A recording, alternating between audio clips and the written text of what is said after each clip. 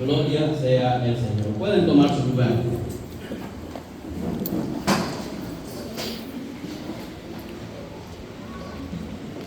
He titulado el mensaje de esta noche: ¿de dónde venimos y hacia dónde vamos? ¿De dónde venimos y hacia dónde vamos? Hay un poema maravilloso que estoy seguro que usted quizás se lo sabe de memoria, porque es uno de los hermosos poemas de nuestro gran poeta Rubén Darío. Y solo se los voy a recordar y leérselo. Y dice así, el poema se llama Lo Fatal. Dichoso el árbol que es apenas sensitivo, y más la piedra dura, porque esa ya no siente. Pues no hay dolor más grande que el dolor de ser vivo, ni mayor pesadumbre que la vida consciente. Ser y no saber nada, y ser sin rumbo cierto, y el temor de haber sido y un futuro terror, y el espanto seguro de estar mañana muerto, y sufrir por la vida y por la sombra y por lo que conocemos y apenas sospechamos, y la carne que tienta con su fresco racimo, y la tumba que aguarda con sus fúnebres ramos, y no saber a dónde van ni de dónde venimos. Qué triste vivir así. Lo que está diciendo el poeta es que todos deberíamos de saber de dónde venimos y hacia dónde vamos. Y el que no quiere entender esto, dice el poeta, es mejor ser un árbol, o mejor una piedra dura, porque esa ya no siente. Precioso poema. Pero lo que el escritor de este poema quiere decir, que todos tenemos el deber de saber de dónde venimos y hacia dónde vamos. Quiero esta noche compartir con cada uno de ustedes y decirles que el ser humano debe de tener dos decisiones. Uno es quedarse en una vida sin supuestamente querer saber de dónde ha venido y no querer entender hacia dónde va. Eso es una vida muy triste. Saber que un día todos nos vamos a enfrentar ante una gran realidad como es la muerte, y que algunos piensan que allí se acabó todo. Pues quiero decirle que allí no se acaba todo.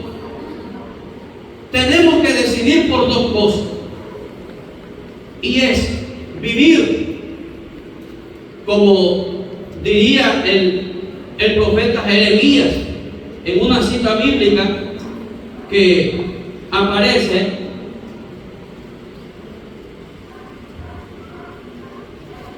que dice así: todos los impíos son como el mar en tempestad, que no puede estarse quieto, y sus aguas arrojan cieno y lodo. Es lo que dice el profeta en su palabra. Es: el impío no puede tener sosiego, no puede tener tranquilidad, es como el mar en tempestad. Y qué bueno que aquí todos sabemos, tenemos el mar tan cerca, y cuando tiene tempestad sus aguas no tienen sosiego y arrojan cieno y lodo. No puede tener tranquilidad, y por eso dice el escritor que el impío vive en esa vida de intranquilidad. Y por eso le decía, o decide vivir en esa vida y no querer entender y hacer lo que le parezca, lo que dé la gana, o poner su fe en Cristo Jesús, el Hijo de Dios. Son dos cosas, nada más, lo que el ser humano debe de hacer. Y quiero decirles que todos aquellos que hemos confiado en Cristo Jesús como nuestro Salvador, hemos llegado a tener una paz en nuestros corazones. Amén. ¿Cuántos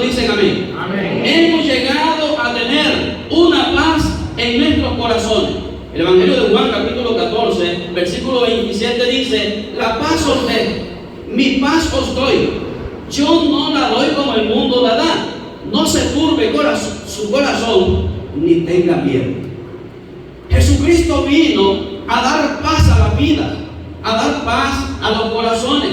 Y además agrega en el capítulo 16, verso 33 del mismo Evangelio de Juan, dice: estas cosas os he hablado para que en mí tengáis paz. Fuera de Cristo nosotros, el ser humano no puede encontrar una paz. Yo quiero decirles a los amigos y hermanos que esta noche están en este lugar, los cristianos experimentamos una paz interna en nuestros corazones. Y esa paz no depende de las circunstancias. Cuando le digo no depende de las circunstancias, es que no depende de que estemos bien de salud, de que todo lo tengamos a mano, de que nada nos haga falta. No, esa paz no depende de las condiciones, de las circunstancias, sino que esa paz viene de Cristo Jesús, nuestro Salvador. Porque hemos creído en Él, en su sacrificio, porque hemos creído en ese Cristo bendito que lo envió el Padre para darnos vida, para darnos salud. Y por eso experimentamos esa paz interna que solamente Cristo la puede regalar. Pero quiero decirles que tampoco nosotros exponemos el mensaje diciéndole a las personas que busque a Cristo y va a tener una paz interna en su corazón. El hablar de Cristo de esta manera y decirles que busque al Señor porque sus problemas van a ser solucionados, que busque al Señor porque sus enfermedades van a ser quitadas de su cuerpo, que busque al Señor porque sus negocios van a prosperar, es una manera equivocada de predicar la palabra de Dios. Porque entonces la gente buscará la solución en los problemas secundarios que tiene y no entenderá de que hay un problema mayor que el ser humano debe de conocer, y es que la persona, el ser humano, está enemistado contra Dios y es necesario reconciliarse con Él. Amén. El ser humano está enemistado con Dios y es necesario reconciliarse con Él. Por eso el anunciar, el predicar a Cristo, de Cristo que da paz, que te soluciona los problemas, y compararlo como que si tal fuera una llanta de repuesto de los vehículos que nos saca de los problemas cada vez que nosotros se nos poncha una llanta. No es esa la razón. El propósito del sacrificio de Cristo va más allá de eso. Y por eso algunos que han venido supuestamente a conocer de Cristo y sus problemas no han sido solucionados, no están tanto tiempo en el radio del Señor y se van porque no llenó la expectativa el mensaje que se les predicó. Amigos y hermanos, nosotros somos honestos delante de Dios y delante de ustedes y decirles que el Evangelio es la única palabra que cambia la vida, y decirles que no es fácil también, pero que vale la pena seguir a Cristo como nuestro Salvador. Eso es el mensaje que nosotros predicamos. El pasaje que estaba leyendo de Primera de Pedro en el capítulo 3, tenemos algo muy especial en esto. Pero ni siquiera voy a predicar en todos los versículos, voy a detenerme solamente en el versículo 18, 17 y 18, porque hay tanto que decir en esos textos. Y a lo mejor quizás a usted le llamó la atención cuando leíamos la palabra, y los otros versículos que siguen, el 19, el 20, el 21, son maravillosos, pero no vamos a poder llegar hasta ahí. Toda la carta del apóstol Pedro, si ustedes la han leído, o si no la han leído, les recomiendo que empiecen a leerla, se van a dar cuenta que casi desde el principio hasta el final, el tema a tratar es el sufrimiento del cristiano, el sufrimiento del verdadero Hijo de Dios. Pero además del sufrimiento, también nos da la manera como enfrentar ese sufrimiento y al final honrar el nombre de nuestro Señor. La vida cristiana no es tan sencilla como algunos piensan, como algunos creen. No es tan sencillo. Y quizás algunas personas han dicho, lo voy a pensar bien, pero yo quiero decirle, esto no es asunto de pensar también, porque sabemos que aunque sea difícil, es el único camino que hay que nos ofrece vida eterna. El camino del Evangelio de Cristo Jesús.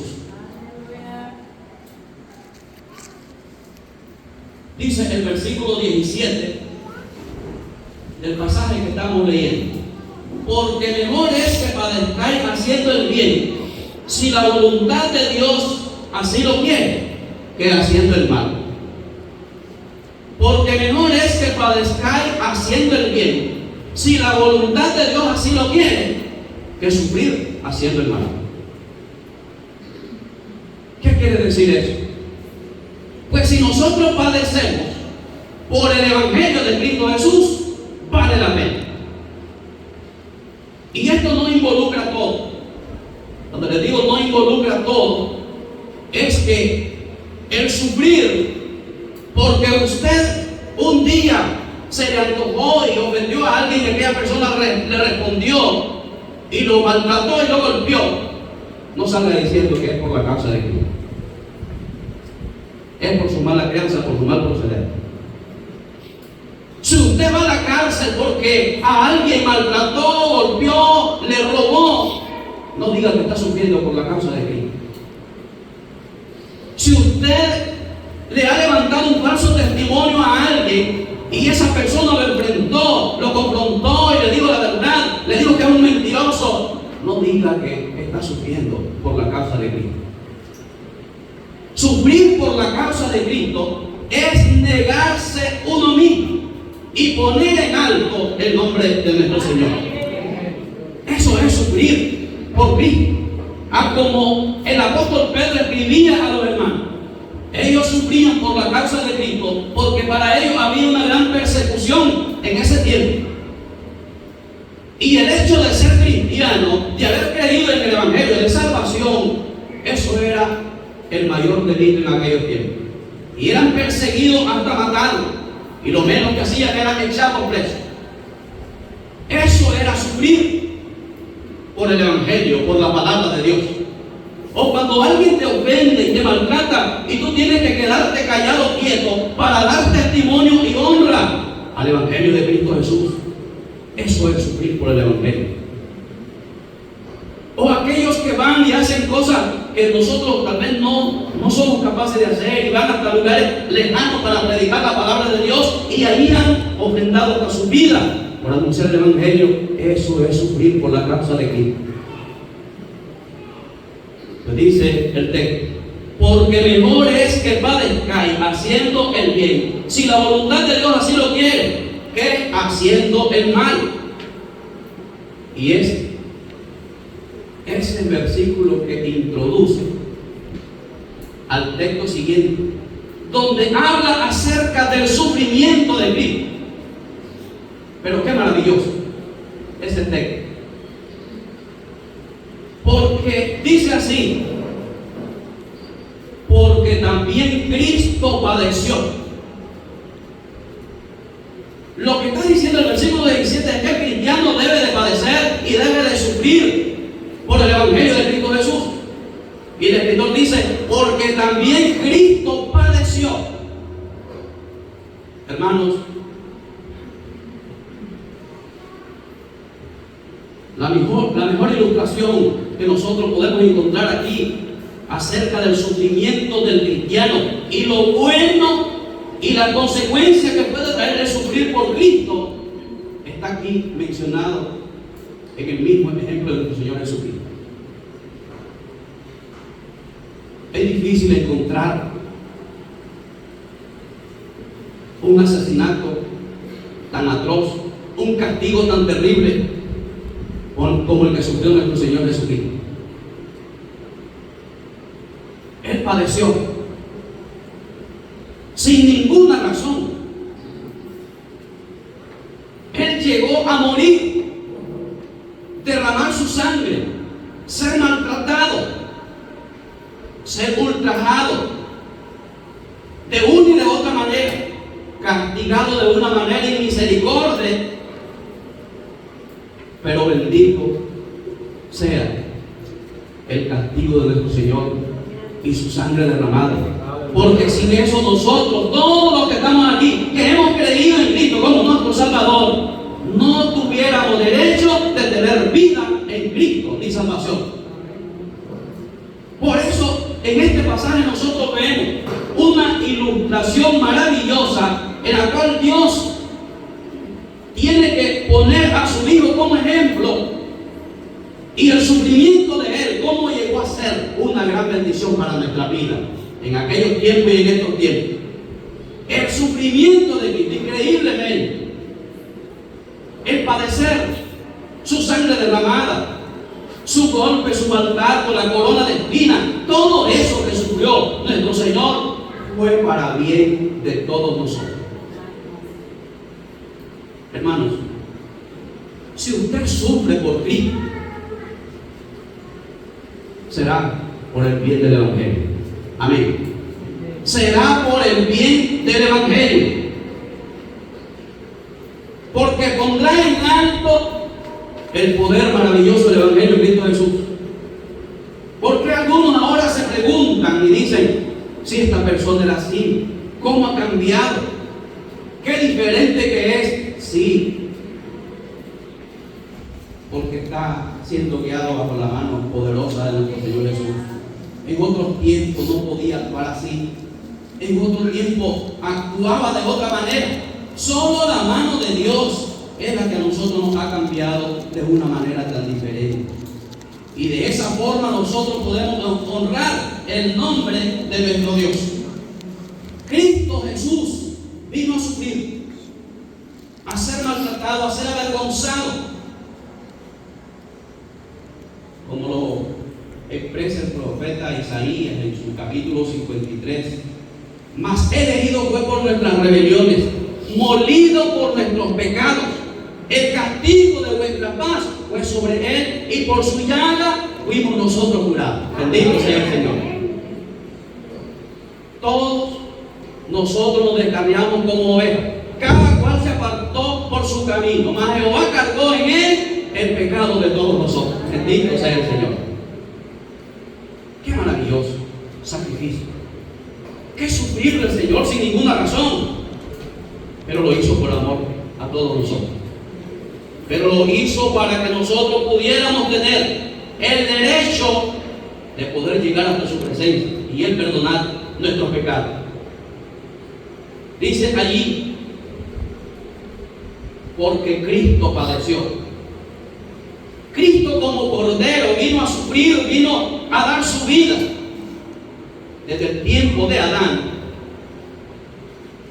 el ser humano nunca ha podido pagar sus pecados que comete. Adán pecó, y Dios le había dicho que cuando pecara y le desobedeciera iba a morir. Pero la gracia de Dios se manifestó en Adán. Aunque murió de una manera espiritual, su cuerpo no murió, pero a cambio de eso tuvo que morir un animal. Un animal tuvo que ser sacrificado. Y de allí, desde Adán, ha venido aquella continuidad de sacrificios, que al fin y al cabo todos esos sacrificios, miles y miles de sacrificios que se hacían cada año, todos venían representando al verdadero sacrificio que lo iba a hacer una sola vez y para siempre. Porque la práctica era día a día sacrificar cordero para limpiar los pecados del ser humano. Eso era una práctica continua, derramando sangre de los animales inocentes. La gente los tomaba y los mataba, y su sangre era el símbolo de la limpieza de su pecado. Algunos en estos tiempos se preguntan, ¿y por qué será Dios tan injusto Si apenas unos años nosotros anduvimos haciendo lo que queríamos, haciendo la maldad, el pecado, pero Él dice que lo va a enviar a la eternidad, al castigo eterno, al infierno, a todas las personas, aunque sea un año, aunque sea un mes que usted ande en maldad. Algunos consideran que nuestro Dios actuará de una manera injusta, porque por unos años que ha pecado, enviarlo al infierno por toda la eternidad. Pero yo quiero decirles en esta noche algo.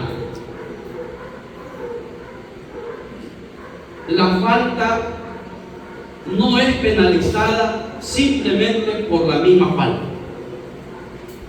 La falta se penaliza, el delito que cometemos se penaliza, depende a quién nosotros le cometamos esa falta. Amén. Y quiero explicarlo de esta manera, si no lo han entendido. No es lo mismo golpear a cualquier animal que golpear a una persona. Golpear a una persona te puede traer serias consecuencias. Y no es lo mismo golpear a una persona común y corriente, como nosotros, que golpear a un presidente de una república o a un rey. Entonces la falta no se mide simplemente por la falta, sino por a quién la cometemos. Y toda persona que peca y hace maldad ofende al Rey de Reyes y Señor de Señores. Y eso es penalizado con el infierno. Amén. Eso es penalizado con el infierno, porque no fue a cualquiera que nosotros le fallamos. Y yo quiero decirle, y lo he dicho ya algunas veces, quizás nosotros a veces en nuestra manera de ser ofendemos a alguien, maltratamos a alguien, le decimos una mala palabra a alguien. Yo quiero decirle, cuando se hace eso no se perjudica a esa persona simplemente, porque a quien ofende primero es a Dios. Y aquel que ofende a Dios, al Rey de Reyes y Señor de Señores, tendrá que verse la cara con el mismo Rey de Reyes y Señor de Señores. Amén. A veces nosotros tenemos una frase que la hemos tomado del Padre Nuestro y la hemos hecho tan común que casi a toda hora sale: que se haga tu voluntad. Amén. Yo creo que todos en muchas ocasiones le hemos dicho: Señor, que se haga tu voluntad. Y a veces no sabemos ni qué significa eso. Y a veces lo decimos como un dicho: que se haga tu voluntad. Pero sepa, estimado amigo y hermano, un día estas palabras no van a salir de nosotros. Saldrán de la misma boca de Dios. Que se haga tu voluntad. Que se haga tu voluntad. Que se haga tu voluntad, porque yo te puse en mi camino y te puse dos rutas, dos caminos que escogieras. Pero tú escogiste el camino del deleite, el del placer. Tú escogiste el camino que te gustaba, que te encantaba, y no te gustaba que te dijeran nada. Eso fue lo que escogiste. Entonces, que se haga tu voluntad. Amén.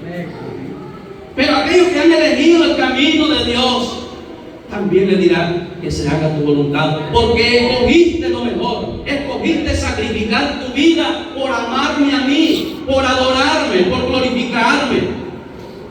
Dispusiste tu vida para el servicio de mi obra. Entonces, que se haga tu voluntad. Si allá me serviste, aquí tienes vida eterna conmigo. Bendito sea nuestro Señor. Hay otra frase que aparece, y solamente voy a quedarme en 3 frases que aparece el texto, ni siquiera lo voy a terminar. Dice más adelante, voy a leerlo todo el verso 18, o la parte primera: porque también Cristo padeció padeció, hemos estado hablando del padecimiento, del sufrimiento de Cristo. Una sola vez por los pecados. Una sola vez.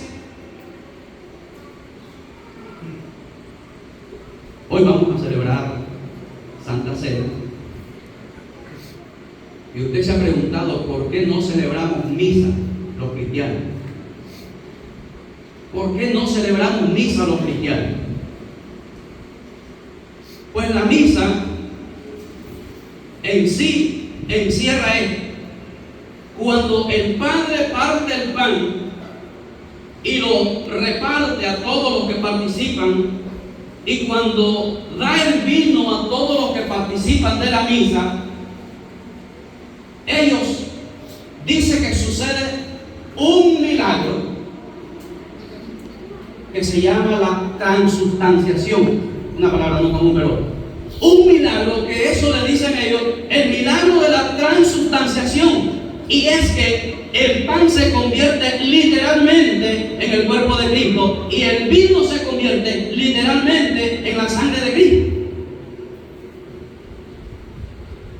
Y nosotros no somos capaces de estar sacrificando continuamente el cuerpo de Cristo, porque Él lo hizo una sola vez y para siempre. Amén. Amén. Lo hizo una sola vez. ¿Qué quiere decir? Que fue suficiente. Mire, aquella práctica del Antiguo Testamento era insuficiente.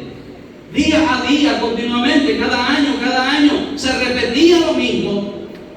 Pero el sacrificio de Cristo es suficiente para no hacer más otro sacrificio, porque así lo dice el texto. Porque también Cristo padeció una sola vez por los pecados. No podemos estar sacrificando a Cristo todos los días, porque es suficiente aquellos sacrificios del Antiguo Testamento que eran insuficientes y que por eso se debían de hacer de manera continua. Eran solamente tipo del verdadero sacrificio, el de Cristo Jesús en la cruz del Calvario. Eran solo tipo de ese verdadero sacrificio que hizo Cristo en la cruz del Calvario. Amén. Por eso Él dice que Él padeció una sola vez por los pecados de todos. Y eso era lo novedoso para los judíos, porque venían con aquella tradición y aquella costumbre, sacrificando corderos y corderos, aves cuando menos, holocaustos, bueyes y todo eso. Pero cuando Cristo dice, yo vengo a sacrificar mi vida para que nadie más siga ofreciendo sacrificios, yo soy suficiente. Estimados amigos y hermanos, el sacrificio de Cristo es suficiente y no necesariamente tenemos que buscar cómo sacrificar otra cosa más, porque Cristo lo ha hecho todo por nosotros. Bendito sea el nombre de nuestro Señor. Yo quiero leer un texto o unos textos de la palabra de Dios en Hebreos capítulo 9 del verso 24 al 28. Quiero leerlos textualmente. Vean lo precioso que dice ahí el libro de Hebreos. Porque no entró Cristo en el santuario hecho de mano, figura del verdadero, sino en el cielo mismo, para presentarse ahora por nosotros ante Dios. Amén. Porque no entró Cristo al santuario hecho de mano, figura del verdadero, que era el santuario del templo del pueblo judío, del pueblo de Israel. Él no entró a ese santuario.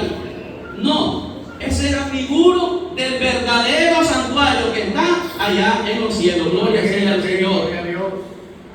Y no para ofrecerse muchas veces, dice el verso 25. Estoy leyendo el 9, Hebreos 9. El verso 25 dice, y no para ofrecerse muchas veces, como entra el sumo sacerdote en el lugar santísimo, cada año con sangre ajena. Eso era lo que hacían los sacerdotes, cada año con sangre ajena. Primero presentaba su ofrenda de sacrificio, primero rociaba la sangre para limpiar su propio pecado y luego la sangre de todo el resto del pueblo. Cristo no se presentó de esa manera. De otra manera, dice, si Él se hubiera presentado así, lo que quiere decir ahí, hubiera sido necesario padecer muchas veces. Amén. Si hubiera sido la práctica del Antiguo Testamento, Cristo tuviera que estar padeciendo muchas veces, constantemente. desde el principio del mundo. Pero ahora, oigan, en la consumación de los siglos se presentó, ¿cuántas veces? Una vez para siempre, por el sacrificio de sí mismo para quitar de en medio el pecado. Fue el sacrificio de sí mismo, no el sacrificio de un cordero, no el sacrificio de un buey, no fue un holocausto, sino su propia vida Él entregó por ellos. Eso es lo que dice el texto. Y de la manera que está establecido para los hombres que mueran una sola vez, y después de esto el juicio, así también Cristo fue ofrecido una sola vez para llevar los pecados de muchos, y aparecerá por segunda vez sin relación con el pecado para salvar a los que le esperan. Bendito sea el Señor. Así como está establecido que el hombre muera una sola vez, y después de esto el juicio, así también comprueba que Cristo una sola vez murió para llevarnos a su presencia. Bendito sea nuestro Señor. Y otra frase que tiene el texto: ¿cuál es el propósito de su sufrimiento? Voy a seguir leyendo el mismo texto, solamente frases, solamente algunas palabras, pero hay tanto que decir. Yo creo que lo que diga será demasiado corto, porque es tan lindo, tan precioso el sacrificio que hizo Cristo por cada uno de nosotros. Porque también Cristo padeció. De eso hemos estado hablando, el sufrimiento de Cristo en primer lugar. Y lo hizo una sola vez por los pecados. No hay más sacrificio. El sacrificio de Cristo es suficiente. Y luego dice: el justo por los injustos. Hermanos, nosotros somos los injustos. Y el justo era Cristo. Pero Él lo hizo en su justicia para darnos a nosotros salvación. Y para lo que dice el texto, para llevarnos a Dios. El ser humano estaba desligado, no podía llegar a Dios, no podía. Pero el sacrificio de Cristo pudo hacerlo. ¿Saben qué sucedió? Cuando Cristo expira, cuando Cristo muere, el Evangelio de Mateo capítulo 27 lo presenta, que cuando Él expira, el velo del templo allá en Jerusalén se partió en dos. Se partió de arriba a abajo, porque ese velo era el obstáculo que había para que solamente el sumo sacerdote pudiera entrar al lugar santísimo, como este lugar donde estoy yo. Ahí había un velo, y ese velo estropeaba, nadie podía pasar ese velo excepto los sacerdotes. Pero ahora dice que el sacrificio de Cristo fue para llevarnos a Dios. El velo del templo fue roto en una señal de que ahora todos podemos entrar hasta el lugar santísimo a alabar y glorificar el nombre de nuestro Señor.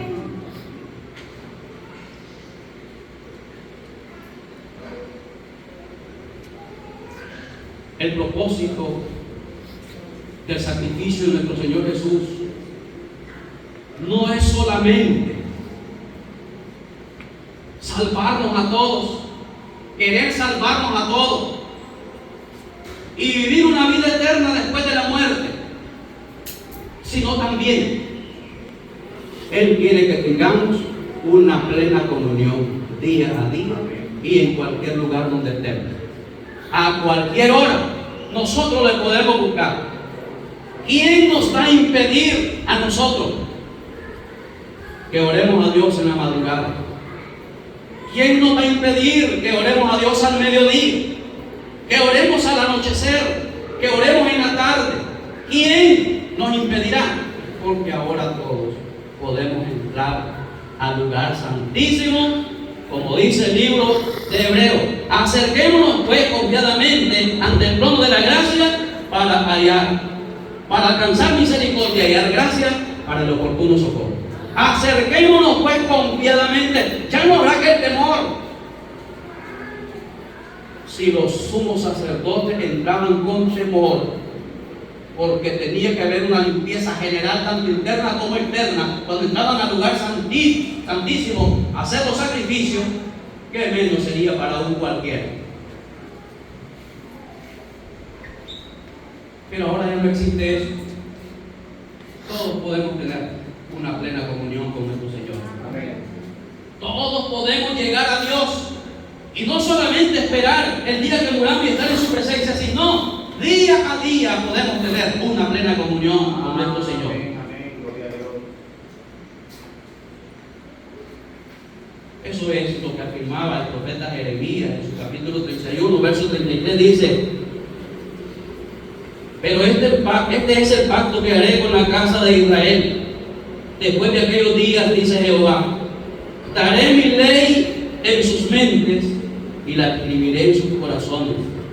Y yo seré a ellos por Dios, y ellos me serán por pueblo. Bendito sea el Señor. Amén. Hay un pueblo que ha escuchado, hay un pueblo que ha oído, hay un pueblo que ha entendido el poder maravilloso del sacrificio de Cristo Jesús. Y ese es el pueblo de Dios. El pueblo que creemos en sus promesas. Pero amigo y amigo, usted también puede creer y ser parte de ese reino bendito de nuestro Señor. Y no siga pasando por alto ni por inocente de donde usted. Bien, venimos de una generación caída. Y después de la muerte tendremos que enfrentar a ese Rey soberano, a ese que juzgará con vara de hierro. Y no habrá ningún escapatorio ni influencia que valga en ese lugar, porque el juez justo hará sentencia de una manera justa. Es maravilloso saber que todos nuestros pecados pueden ser quitados. Amén. Solamente creyendo en ese sacrificio de nuestro Señor y Salvador Jesucristo, y darnos cuenta que Él, sin cometer pecado, sufrió tanto, de una manera atroz murió, pero lo hizo por amor a todos nosotros. Todos deberíamos de entender que un día la muerte llegará. A veces no nos gusta tocar temas de la muerte, pero seguro que va a llegar inevitablemente. Va a llegar. Y una vez que nosotros pasemos ese umbral de la muerte, nos enfrentaremos ante la sentencia de Cristo Jesús. No habrá manera, no habrá equivocación. Por eso decimos en esta noche a todos los amigos y amigas que escuchan la palabra: debemos de saber de dónde venimos y hacia dónde vamos. No ignoremos eso, no pasemos por alto. Y usted tiene que recibir por fe de que Cristo es el único que puede perdonar todos los pecados que ha cometido. Quizás unos visibles y otros invisibles, unos a la luz del día y otros a la oscuridad de la noche, pero todos esos pecados pueden ser perdonados solamente por Cristo Jesús, el Hijo de Dios. Yo quiero en esta noche que cerremos nuestros ojos y tengamos una oración